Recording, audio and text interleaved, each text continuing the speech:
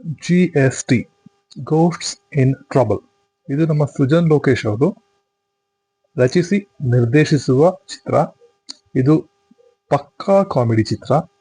ಅವರು ಮಜಾ ಟಾಕೀಸ್ ನಲ್ಲಿ ಮಾಡಿದ ರೀತಿ ಕಾಮಿಡಿ ಇದೆ. ಈ ಫಿಲ್ಮ್ ಪೂರ್ತಿ ಕಾಮಿಡಿ ಇದೆ.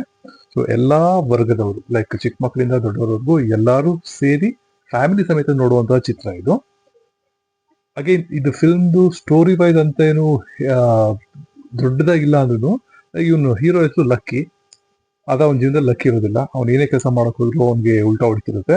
ಸೊ ಜೀವನದಲ್ಲಿ ಬೇಸತ್ತು ಸತ್ತೋಗ್ಬೇಕು ಅಂತ ಹೋದಾಗ ಅವನಿಗೆ ಸಿಗೋದೆ ದೆವ್ವಗಳು, ಗೋಸ್ಟ್ಸ್.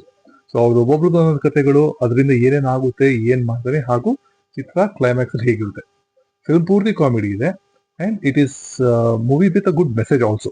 ಫಿಲ್ಮ್ ಅಲ್ಲಿ ಒಳ್ಳೆ ಮೆಸೇಜ್ ಕೂಡ ಇದೆ. ಜೀವನದಲ್ಲಿ ನೀವು ಏನೇನ್ ಕಲ್ತ್ಕೋಬಹುದು ಎಲ್ಲ ಅರ್ಥಗರ್ಭಿತವಾಗಿ ಇದೆ ಫಿಲ್ಮ್ ಅಲ್ಲಿ. ಹೀರೋ ಹೀರೋಯಿನ್ ಪೇರ್ ಕೂಡ ಚೆನ್ನಾಗಿದೆ ಅಂಡ್ ಕಾಮಿಡಿ ಕೂಡ ಚೆನ್ನಾಗಿದೆ. ಸೊ ಫಾರ್ ಅ ಚೇಂಜ್ ನನಗೆ ಕನ್ನಡದಲ್ಲಿ ಒಂದು ಕ್ಲೀನ್ ಕಾಮಿಡಿ ಮೂವಿ ಕಾಣಿಸ್ತು after a long time. So ಹೀಗಾಗಿ ಇಂಥ ಫಿಲ್ಮ್ಗಳಿಗೆ ನಮ್ಮ ಜನ ಆದಷ್ಟು ಕೈ ಹಿಡಿದು ಮೇಲೆತ್ತಬೇಕು.